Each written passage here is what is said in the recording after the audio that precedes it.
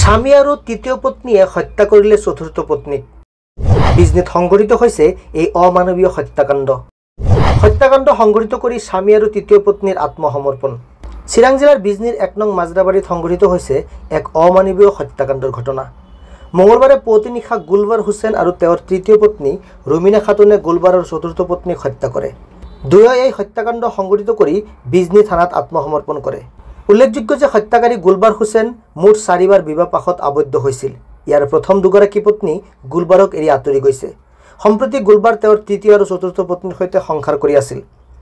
হত্যাৰ বলি হোৱা মহিলাগৰাকী হৈছে মৰমী। ইফালে মৃত মৰমী খাতুনৰ পত্নীয়ে যৌতুকজনিত কাৰণত এই হত্যাকাণ্ড সংঘটিত হোৱা বুলি উল্লেখ কৰে। ইতিমধ্যে বিজনী আৰক্ষী ঘটনাস্থলীত উপস্থিত হৈ মৃতদেহ উদ্ধাৰ কৰি মৰণোত্তৰ পৰীক্ষাৰ বাবে কাজলগাঁৱলৈ প্ৰেৰণ কৰিছে।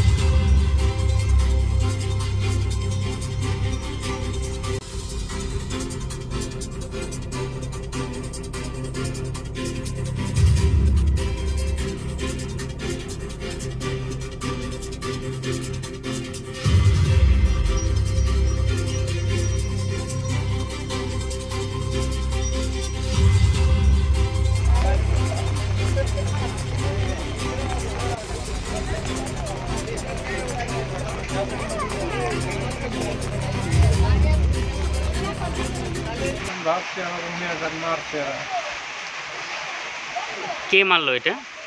যার লোকে বিয়ে হয়েছে সেই মারছে, আর বউরা হাতে আছে।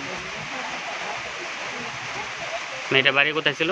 আমার মেয়েটার ওবাইপুরি টাওয়ার থেকে গ্রাম। কতদিন আগে বিয়ে হয়েছিল?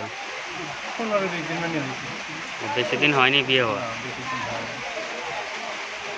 তার কিছু বস্তু বানিয়ে আছে, বস্তু বানিয়ে আনে দেহ মেরে আলাইছে। দেনা পাওনার জেরে মানে মারছে আর কি। দেহার আছে, সোনার দেহার আছে, নিয়ে আসে, খাট আছে, নেপচোক আছে, লাইনবার গেছে, আনে নেই মারছে। আমি নিজে চেষ্টা